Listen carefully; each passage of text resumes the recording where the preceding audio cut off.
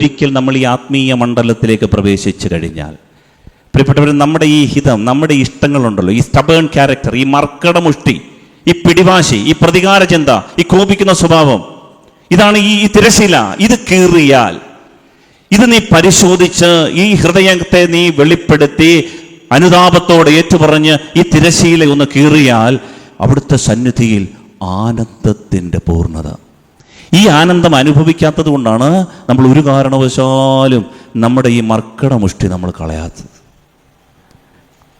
Spirituality എന്ന് പറയുന്നത്, ആത്മീയത എന്ന് പറയുന്നത്, പരിശുദ്ധാത്മാ നമ്മളെ പഠിപ്പിക്കുന്നത് കുറേ പാട്ടുപാടി പ്രാർത്ഥിച്ച് ഞായറാഴ്ച മാത്രം കഴിഞ്ഞ് തിങ്കളാഴ്ച തൊട്ട് വെള്ളിയാഴ്ച വരെ തോന്നുന്ന പോലെ ജീവിക്കുന്നതല്ല.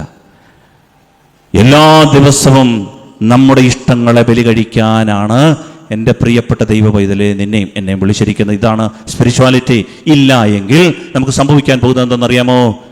മരിച്ചു ചെന്ന് കഴിയുമ്പോൾ പറയും, സത്യമായിട്ട് ഞാൻ നിന്നെ അറിയുന്നില്ലെന്ന് പറയും.